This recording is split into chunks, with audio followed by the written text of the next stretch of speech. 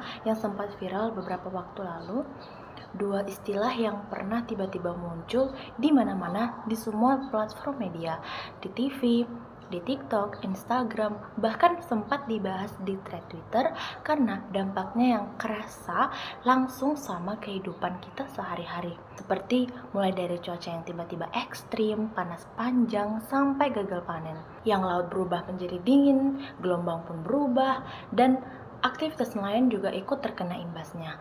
Banyak orang cuma tahu istilahnya doang, tapi nggak paham sebenarnya apa yang terjadi di balik perubahan laut dan atmosfer ini. Jadi di video singkat edukasi ini kita akan bahas sebenarnya apa yang terjadi ketika proses El Nino dan La Nina, sekaligus membahas tentang fenomena IOD. Yuk langsung aja. Jadi suhu laut mengalami osilasi antara kondisi hangat dan dingin secara bergantian. Dan fenomena ini tuh terjadi di Samudra Pasifik. Yang kita tahu Samudra Pasifik itu adalah samudra terbesar yang berada di bumi kita. Itu terletak di antara benua Amerika dan Asia. Kawasan ini tuh hangat karena berada di sekitar daerah ekuator dan menerima sinar matahari yang paling besar sepanjang tahun. Jadi gimana sih? Nah, proses ENSO itu ada 3 fase.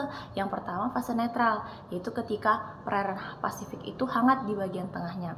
Lalu ada yang namanya angin pasat, yaitu angin yang bertiup dari timur ke barat yang terjadi di wilayah tropis, lalu mendorong massa air hangat menuju Pasifik Barat dan membentuk kolam hangat di sekitar Indonesia, Australia, dan sebagian Selandia Baru.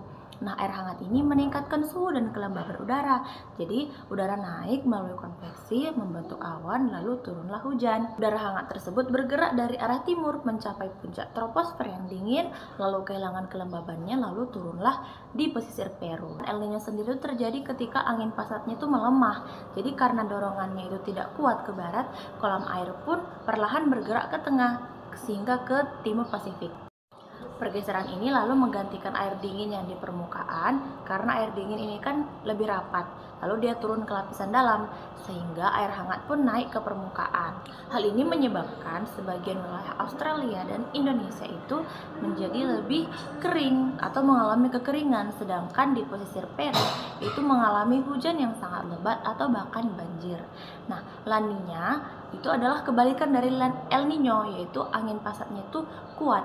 Jadi air dari permukaan hangat di timur Pasifik itu terdorong kuat ke baratnya, sehingga massa air hangat bergerak, air laut dingin dari kedalaman naik ke permukaan. Setelah paham tentang ENSO, sekarang kita ke IOD atau Indian Ocean Dipole. Sebut dipole karena dia itu menghasilkan 2 kutub yang berbeda, positif dan negatif. Maksudnya gimana?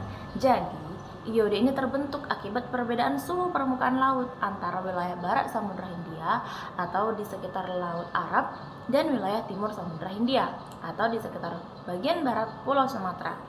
Jadi IOD positif itu terjadi ketika suhu permukaan laut di bagian Samudra Hindia Barat ini lebih hangat daripada biasanya, sehingga terbentuklah pusat tekanan yang rendah. Keadaan ini membuat angin membawa uap air dari pusat tekanan tinggi di Samudra Hindia Timur ke pusat tekanan rendah di bagian baratnya. Sebaliknya, IOD negatif itu muncul ketika suhu permukaan laut di bagian Hindia Barat itu lebih dingin daripada normal, sehingga membentuk pusat tekanan yang tinggi. Kondisi ini menyebabkan peningkatan curah hujan di Indonesia dan Australia karena massa udaranya menjadi lebih lembab. Nah, kalau di Indonesia gimana dampaknya? Di wilayah Indonesia ketika El Nino akan terjadi kekeringan karena curah hujan yang rendah dan cuacanya panas.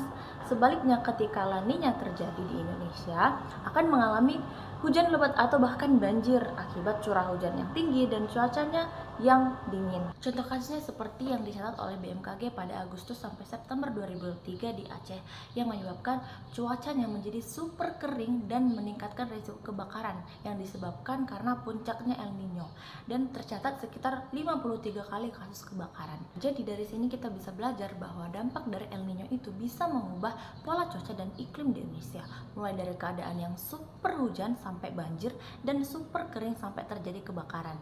Nah, semoga video ini bermanfaat dan mengedukasi kita semua. Terima kasih.